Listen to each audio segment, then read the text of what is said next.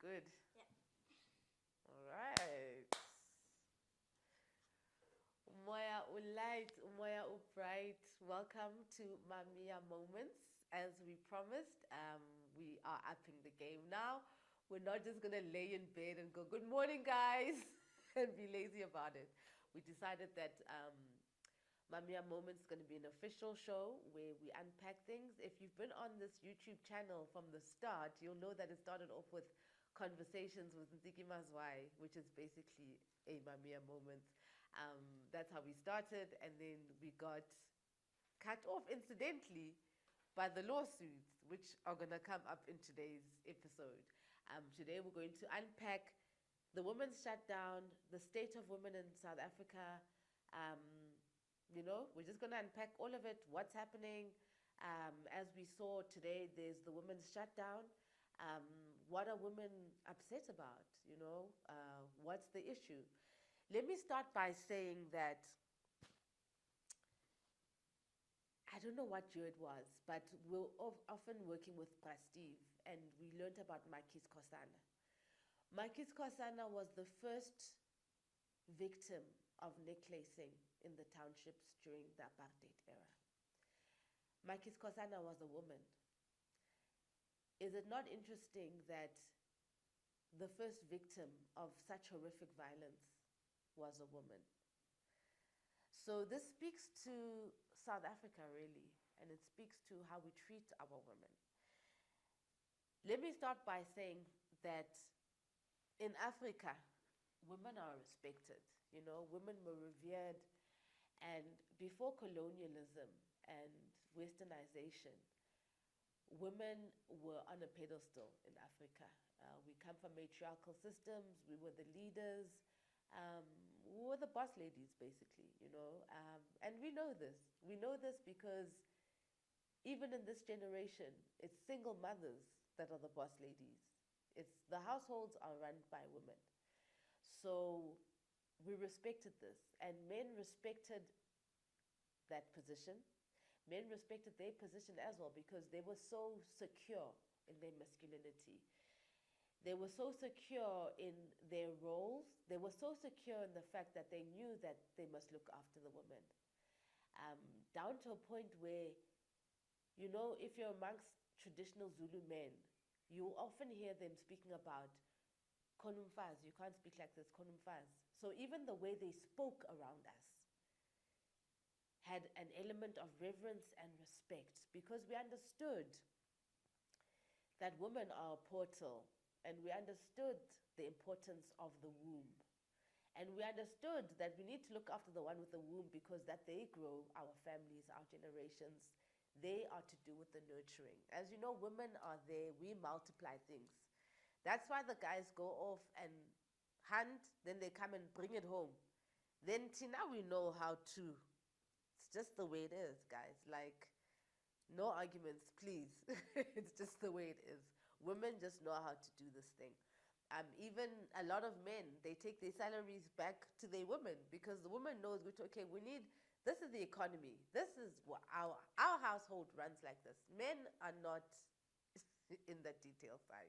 And I don't mean to offend any of you guys. I know that some of you live in your own flats and you do your own laundry and you cook for yourself. So please, you don't need women. But now we're just speaking about generally, Guti. People and genders have got things that they are good at, hormones that make them do this. Men are strong and powerful and physically strong, and we can't compete with that. Like, I'm always like, guys, why are you fighting us? Because you are stronger than us. The fight is not that we're saying that we're saying, no. The fight is don't abuse your power over me. Because that's the issue. I don't want you to be using your muscles on me. Use your muscles on rather protecting me, please, the way it's supposed to be. So that's actually the issue. So anyways, in the past, in Africa, women were revered. And then Abelung Bafika, guys, and then we got taken off our pedestal, right? And then what also happened is that Abelung Baze with this thing where they've got rules for our men. And they stripped our men of their power. They just emasculated the black man. Uh, the black man can't have land anymore, can't have livestock, can't have this, can't have this. So he stopped becoming a man. So a man started becoming a white man. Because a white man has got access to economy, has got this, has got that, and he can be a man, and he's got boys that he controls. So these boys who were our men, now that became problematic, because now where do they get to man? You know, if the white man can man over the other men, the black men, who are they manning over? So as a result, it starts becoming toxic with the relationship with the black woman, because now the black man starts to take out his frustration of being emasculated by white people on us. They start beating us up to show that they're powerful. They start raping. And the thing is, we know that rape is not really a sexual crime. It's a crime about power. It's about, I can take your power. That's all it's about. So how they could establish power over us was by assaulting us, sexual assaulting us. And then we get into this cycle, obviously, then now of this relationship between black man and black woman, where the black man is actually abusive, actually. And what's sad about it is that in this time, we're still dealing with black men being in denial about it, which means it's not going to be fixed until the black man accepts that, you know what, I was traumatized by the system, and now I've traumatized my partner. So until we get to that conversation, we're going to still have these fights on the timelines between purple hearts and green hearts, because we've got a black male who is ashamed of taking ownership of what he is doing to the black woman. So, yeah, that's what the conflict is. So let's talk about the state of women in South Africa. Before we move on, Mm-hmm. my understanding is that there shouldn't be green hearts, because the reason that the movement chose purple is because blue and pink mixed together make purple. So the fight is for everybody. The fight is for queer individuals, queer men, queer women. The fight is for men who are also being killed in their relationships, being abused in their relationships. It's just that women are being killed at a much larger number, and we have a femicide issue in the country, but the fight is for everybody. And the fact that men have created the green hearts is purely because they haven't read. They don't want to read. They don't want to inform themselves. They don't want to fight for black women at all. So instead of educating themselves, they create a movement that is against black women, because we were not against them. Black women have always been at the forefront for fighting for black men, every single time. Winnie Mandela stayed with the man for 27 years fighting for him. And then he came out of prison and said, no. So if they could just read and educate themselves and actually listen to what the movement is about, they'd realize that they're very much included in it. And it's not just for us. It's for everybody. It's for everyone in this country. We live in a country that is full of blood. There's bloodshed every day. In the Cape Flats, men are killing men. In Soweto, men are killing men. Women are killing men. Men are killing women. Everybody is killing each other in this country. So this movement is not just for one gender, for women or children. It's actually for everybody. Sure. I just wish that you were in front of the camera so that you can do these things properly. So, very valid point. I didn't even know what that purple heart was for. It's a mixture of the things. So this is where it comes back to the point of the men just being in denial. When you're so ashamed of something, you don't want it anywhere near you. But the thing is that you actually have to bring it close to you so that you know where to fix it, you know. It's sad. It's sad how we can't receive feedback about ourselves, especially since when you've got feedback, then you can improve. You know, we get so defensive about thingy. So more about how men relate to women, you know, the cultures that lead to abuse. Sugar daddy culture, you know. There's this abuse of power or misabuse or just not, I don't know, our brothers have lost it somewhere. Like, anyways, so the sugar baby culture, we look at, I see people my age, people older than me, the Trompies generation, still at the club with Ama 2000. And I'm like, that's weird, guys. Like, it's weird. These 50-year-old men are now partying with the 20-year-olds. And then it's got this other funny culture now because obviously the 20-year-olds don't have money. So they want the grown-up people's money. So there's an abuse of power, then an abuse of economics, because now we get into situations where that's even how you even get infected with diseases and you get raped, because we want the bag, guys. We want the money. Women love money. Just like you guys love money, we also love money. Even me, like, I'm like, if you give me a boyfriend who's going to give me money, I'm going to take the boyfriend who gives me money. No, I'm not going to choose the other one. Like, so can we just stop this argument already where we're expected not to love money? Can we work from a premise, guys, we all know that we need this thing. And how do we not abuse finances so that we abuse other people? So what do we do about the sugar daddy culture?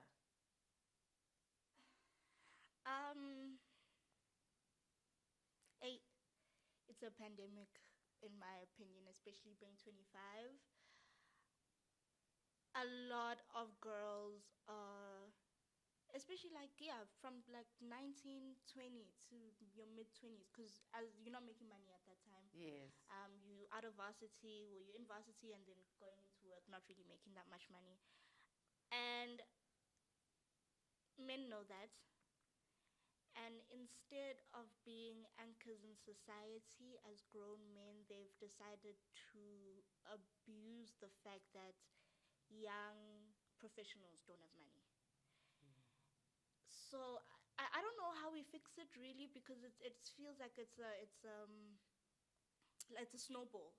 It's a snowball effect, and it's also happening with like the people that young girls idolize on social media. They all living that lifestyle through some man who's paying for it. They like to lie to us and tell us about how they're working and they're doing this and getting the bag. There's no influencer bag that's having you at LV every week buying 100,000 rand bags. There's nothing like that. There's no such thing. And even with, I don't want to say any names, but even with one of the influencers recently, she had a video where she was telling us that girls, work for your own money. And then we found out that she was dating somebody's soon-to-be ex-husband, and she was getting abused in that relationship. And so I don't see how we're gonna get around it, because the people that we idolize as young girls are selling this lifestyle. And they're selling it as basically the only way that you are going to live a soft life is through some man, and you must take the abuse, like the Slay Queen Showmax show. All those girls are saying we get abused to fucking back, but we get the money. I got my body done from this man who abused me. I got this bag from this man that abused me. I have this car from this man that abused me. So I think we are now normalizing abuse if it's going to come with an exchange of some sorts of financial exchange. And that is, it's a downward spiral. It's a downward spiral. Yo, that's some deep. So, So that comes back to the point, good to where the adults then. Because there seems to be like a generational gap problem that's happening. When I was saying, like, what is Trompi's generation doing at the club, Nabo Malaika? Like, there's no adults anymore. The adults want to be young, and the young kids want to be grown. And baby mamas, how are baby mamas affected by? Even the sugar daddy thing. Baby mamas are affected, I think, because now the father of your child is not taking care of your child because they're sending 20,000 rand to some girl in the club. Yo. Now there's no taking care of your family because this girl who I need to keep up with wants 20K and she wants to go to Dubai and she wants this and she wants that. She wants a birthday soiree. She wants 100 roses every week. That's like 2.5. So now, I'm wrong when I say that men are a problem. If you're going to be giving your slay queen 20,000 rand and your kids are suffering. They do that though. They do that. So, yeah, gents, then you're going to call me crazy feminist what? But born in like, anyway, so now back to the issue of, because we're talking about GBV and the women's shutdown, right? And another big issue, because now we're talking about the industry people, another big issue that sometimes comes up is that a famous woman will be in a domestic violence situation and they'll come out and then they'll get a case and then they drop the charges. The implications of that, I want to unpack that. First of all, I must say that it's very hard to be famous, né? And to be abused publicly. The level of shame is unimaginable. And the level of humiliation, it's unimaginable. So it takes a lot of guts to come out about being abused or being sexually assaulted. It takes a lot of guts. A lot, yo. But what it also does is that it makes other victims more brave to go and open cases for themselves and to stand up to their abusers. When these women drop the charges, what it does is it has the opposite effect. First of all, it emboldens the abuser. And we've seen this. It emboldens the abuser because once you drop the charges, he can continue and be like, ha, yeah, ha, tag. And they claim innocence while they're acting like, ha, right? So you sanitize an abuser, and that abuser is going to go and abuse other women when you drop charges. Also, when you drop the charges, I don't know. I don't even know how to explain it to you, Guti, how much. Rather don't open the charges. Rather just leave it and be beaten up then. Because once you drop charges, you invalidate so many victims. And you put other women in danger of this person. So part of reporting abusers is to ensure that other women are safe. It's actually not about you. It's about making sure Guti, the room is safe. Because if the room is not safe for you, the room is not going to be safe for anybody. And if you have made sure that the room is not safe, it's not going to be safe for you again. So nje siyanicela, especially the women with power and visibility. When you drop the charges, it works against all of us. Yes, Lala? With the dropping charges thing, I think I'm in between, right? Because yes, other people are basically looking at you for strength to come out about their own stories, and they feel like if you can speak about another famous person abusing you, then I can speak about Mandla from next door, right? Yeah. But the cycle of abuse also keeps people in that opening charges, dropping charges, opening charges, dropping charges. And it's really because the abuser sometimes gets to the person before they even get to their first court date. Yeah. And a very common thing in abusive relationships is gift buying after the abuse. And I think especially with like one of the celebrities, she was like, I think she got like a Lamborghini Urus after she had dropped charges. And he went on Instagram Live to basically say that, like, we must stay out of his relationship, and they don't know what's going on. We don't know what's going on, and we must just shut up. And I can imagine being in a house with somebody like that, someone who's bold enough to go on social media and say, shut up and mind your business. Yeah. Imagine when the camera's off and you are in the house with that person. They're extremely emboldened to do whatever they want to do. And so I think even when you were saying being famous is hard, I think it's also hard to know that Cynthia from wherever can go open a case and it's going to stay at the police station, and you go open a case and Sunday World is calling you asking for a comment. And those are kind of things that make someone feel like, I don't want to go through with this, because if I'm already getting called by media and press now, what's going to happen when we go to court? They're going to be in my face every day while I'm reliving the trauma in court. So I think it's a very... Catch-22. Yeah. Other women are looking at famous women for support and strength to go open their own cases.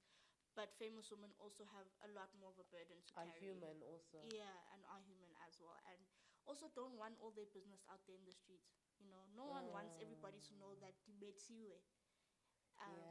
It's not a nice thing. Or to know that I've been raped, you know. It's not. But now the whole South Africa knows about it. From the day you open the case, now there's pictures of your dockets on Twitter that Musa Kawula has. Then there's this, and like while you're going through it, like information keeps coming out, you know. And then you've got fake friends who are sending screenshots of your conversations. It's a very difficult place to be in as a famous woman. I think it's very tricky. It's very tricky. You know, you're giving me a lot of insight, because I've told you this before. There was a famous lady who was who thingied charges, and then her lawyer phoned me to be like, please, can you support us in this case? And I was there, and even on social media, ngamkhulumela. Next thing, nguyongijikelayo. And now when her perpetrator is coming for me, she's now applauding. And I'm realizing that using my voice for her was getting her into trouble, potentially. So when I stood up for her, he would turn on her. Yeah, because you sent her. He would say to her, you sent her, you started this. So you finish it, you shut it down.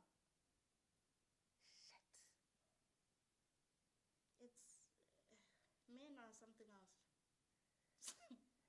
Because even, I mean, when we speak about community and standing up for each other, I remember when the community did stand up for this girl, this guy just made her seem like she's crazy. And then started a joke about it, and then now got the whole community involved in bullying this girl after she's been abused. Going on radio and saying, no. Like, it's so wild that men can literally abuse you in front of an audience, and then the audience will just laugh. I was looking last week, last week they were talking about me on the radio, and the things that they were saying, it's not even just like, just the filth, the level of degradation and humiliation and abusive language. Yep. And I was just like... And the audacity to not fear anything, to know that there's no law in this country that's going to stop me. And men know that. Men know that. Men say, try open a case for me. Which brings us to the judiciary, doesn't it? Yep, not? It does. Guti, we can shut down all we want. We can wear purple all we want. We can lie on the floor all we want. We can tape our mouths with black tape. It means nothing. We can meet hashtag all we want. Men have more faith in our judicial system than women do, because they know that it's always on their side. That's why they're so confident. They know that it's always on their side. You get beat up, and at the police station they ask you, "Wenabawenza? Ukushayeleni? What do you mean ukushayeleni?" That's not even a question a police officer should be asking when you're coming to open a case. But dibetiwe ndoni? Dibetiwe, that's what I've come to say. That's it. All you need to do is take out your pen and paper and write on the affidavit. So I'm trying to figure out when they say it's declared National crisis. a national crisis. What do they mean? So, I had read something. Because I want to understand what are going to be the implications on victims and on activists, because those are the most affected. So it says, "Hi friends, this was by andiswa.mk on Instagram." She said, "Hi friends, just be careful in your understanding. He did not declare it a national disaster. He framed it as a national crisis, where many of South Africa's other crises are also referred to as a national crisis, e.g. unemployment, inequality, poverty. There is nothing legally binding when something is coined a national crisis versus the legal implications of a national disaster. He highlighted the fight as a crisis which ought to be prioritized by the government nationally. The fight continues." So the fact that, how many women die a day? 15 die every minute, I think. So that's not a disaster. No, it's not. That's not a disaster. That's incredible. That's incredible. I remember the one time when there were these Afrikaans learners, there was a school where there was a collapse. They even brought out helicopters. It was a disaster. But women dying, 15 women. It's not a disaster. So what? Yeah, clearly, yeah. It's quite a lot to take in. It's quite a lot to take in. So what does this crisis mean? Does it mean that there'll be specialized courts set up for the femicide, perhaps? Isn't that what we've always needed? Does it mean that the police will be better trained to handle these things and actually have silos that deal specifically with women? Does it mean that when there are allegations, instead of gag orders, the allegations will be looked into? Because that's the situation we've got here. When there's an allegation, we attack the whistleblower and we don't go to what the allegation is. And a lot of guys are getting away with it. So what does this national crisis actually mean? Because as things stand, as someone who's been baptized by the law, I want to tell you that there by gag orders, I met a lot of women. I met too many women who have been gagged. That was deep for me. So when women come out, they get gag orders. When victims come out, they get gagged. When activists come out, they get gagged. What does that mean for our society? What it means for our society is that rapists and abusers are protected. What it means is that South Africa is unsafe for every single one of us, because there is no rules to protect us from being abused and from being raped. There's no laws, as we've seen. But there are laws protecting the men who are accused. What does it mean for our justice system when prosecutors and judges are being bought? When do we have, besides the appeal court system, because another thing with our court systems is that you need money. You need money. So you will lose every single case because you don't have money and you don't have appropriate lawyers. So is that really a justice system? If the person who's got the most money is the one who's going to win, whether they're right or they're wrong, is that a justice system? If people who don't have economic resources have got no rights, do we have a justice system? Must these court orders be respected if we don't know how they come about? Like, You know, I'm not allowed to speak about my cases and the person in my case. But what I can speak about was it was very fascinating to see that, guys, I think I must have had about 6 cases, 6 to 7 cases. Every single one of them was a white judge. I don't know how that's possible in a black dominated country. I'm still trying to understand, Guti, what is this coincidence where all 7 of my cases, it's white judges? It's very strange for me.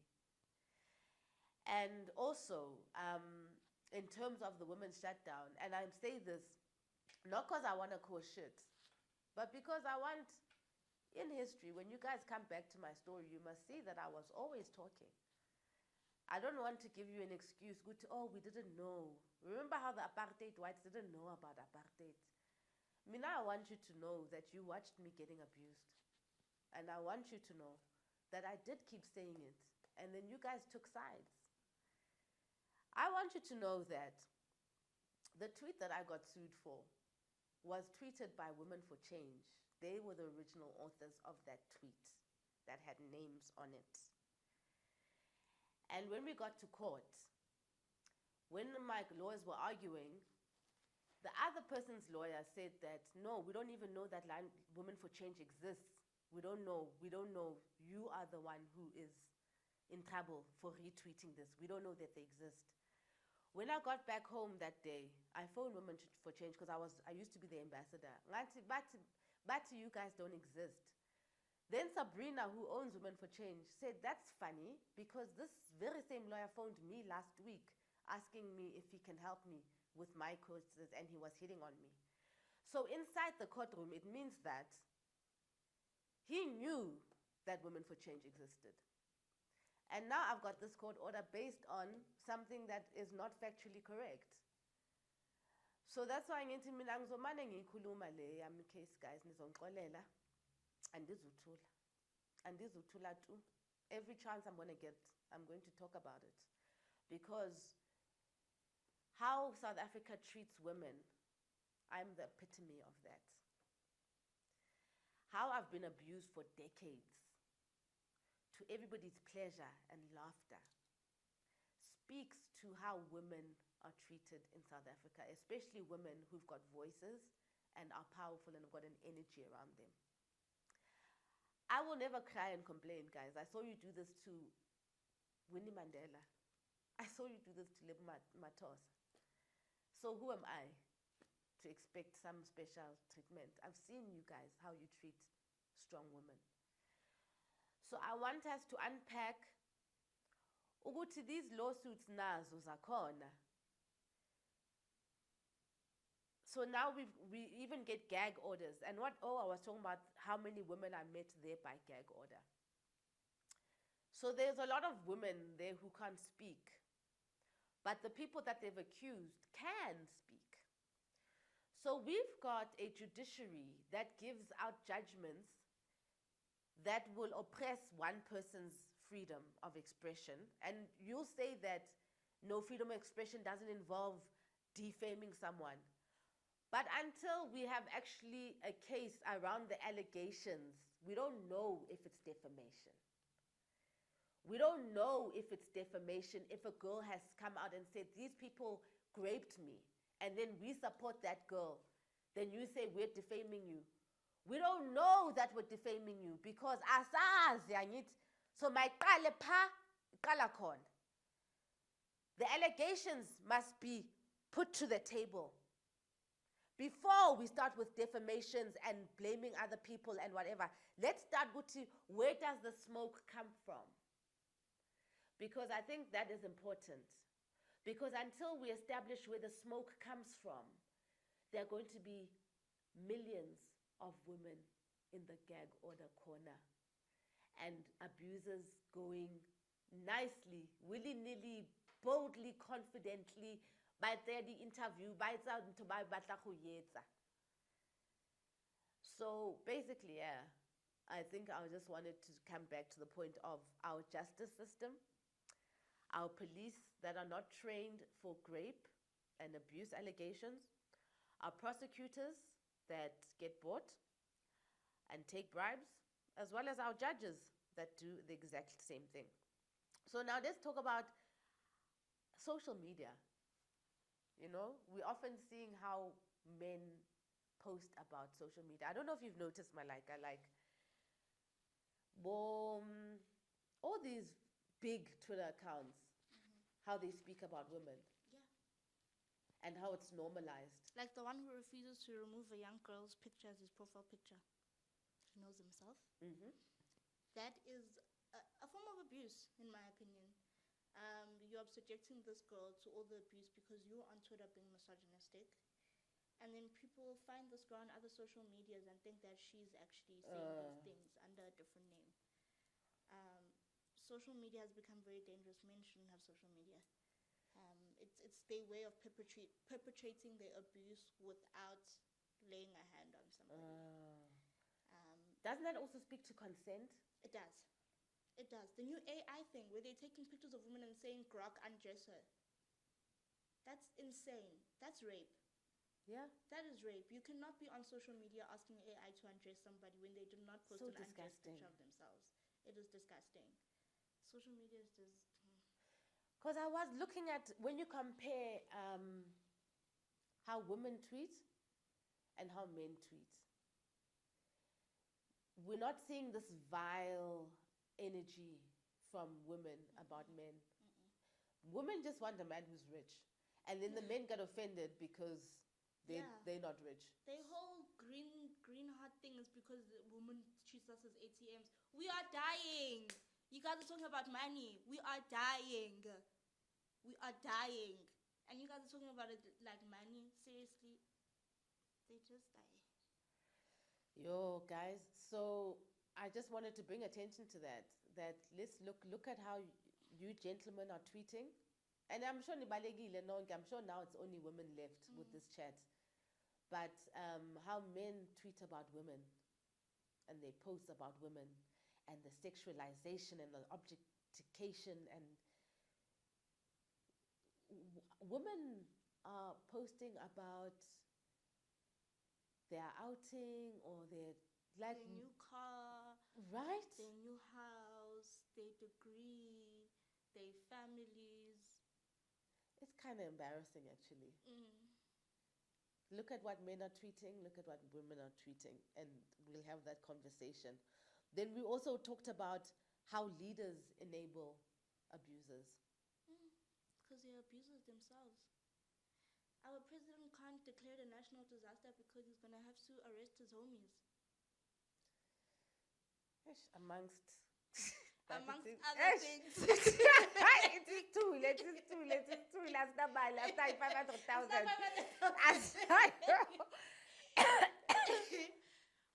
But yeah, that's exactly. Why they can't instill the law because they know that they're gonna have to arrest the people around them. They're gonna have to arrest themselves. So the problem is, guys, is that men occupy positions of power, and in those positions of power, they get to dictate what comes and what goes. So, so the men will make the space safe for the men who are accused of these horrific things. And I think you should also take note of which men do that, because it means those men do the exact same thing to their partners. Birds of a feather certainly flock together. Certainly. Another thing is, just going back to social media, abusers have purple profile pictures. My friend is in court right now for being abused, and her abuser has a purple profile picture. I have been blasting him on Instagram all week. Yeah, what? Hammer optics. To look good publicly, knowing what you do when people are not looking. Even me, that's how I was like, guys, you're wearing your purple hearts, but last week you were laughing at me. And you're still encouraging my abuse. It's ridiculous. You're like, but you know the history. Very performative. extremely performative. That sounds like, oh, with your perfect purple hats, go lie down. Tina Spees. Spees in face. Yes, yes. Literally, these are the same people. I won't think why it's dirty. It's the same people. Abo Hlanyos, it's the same people. When you trend it next week, it's going to be the same. It's the same people. It's the same people that laugh and blame the women and drag the women who come out. It's the same people. That's what's so ironic. 100%. And a lot of them swearing at me now saying I must apologize. It was them who made the topic trend that time. My one tweet didn't do all of that. This was a trending topic, and now it's them going, yeah, actually, get her. And I'm just like, get what's me. What's your problem? What is your problem? We were all together at the cooking place. Now you're like, yo, Joe.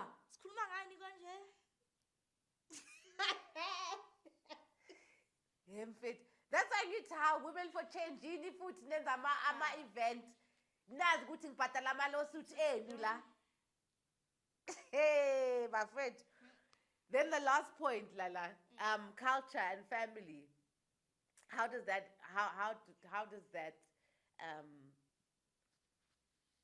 play into this whole GBV? You know, I'm really lucky to come from a family of mostly women. So the men in our family know the position of women.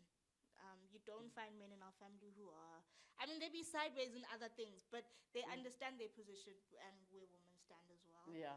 And then going out into the world and interacting with other men and being like, why do you think he can talk to me like that? Like, why do you think? And then you hear things like, Dolukile ndindod, you know? And they'll say things like, I'm not going to hear from a woman after coming back from the mountain. I have a cousin on my my sister's side, who dropped out of school after he went to the mountain at 16 because he said he can't have a female teacher telling him what to do. Amen. That is a 16-year-old boy. What is he going to be like when he's 25? You see, there's a toxic brainwashing that's happening to our young men. Can you see that? Yep. And it stems culturally. And watching other men say things like, I'm not going to hear from women. There's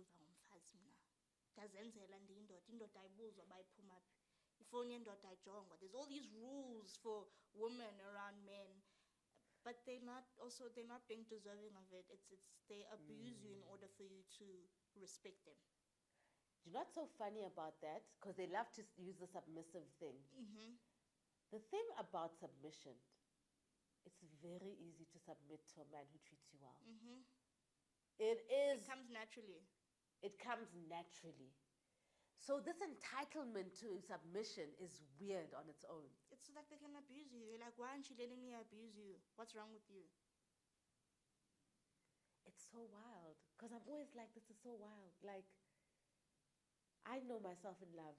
Like, and if you see the woman who becomes submissive in relationships, their husband is so soft with them. Thank you. So soft with them. Thank you.